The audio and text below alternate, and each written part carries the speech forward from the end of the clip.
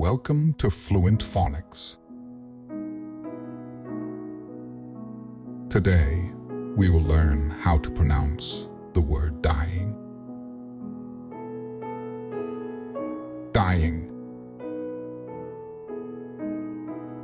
Dying. Dying.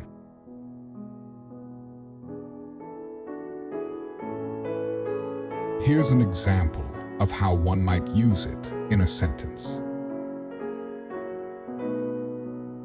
He is unfortunately dying from a terminal illness. Dying in this context refers to the process of nearing the end of life due to a terminal illness or condition, usually involving irreversible decline in health.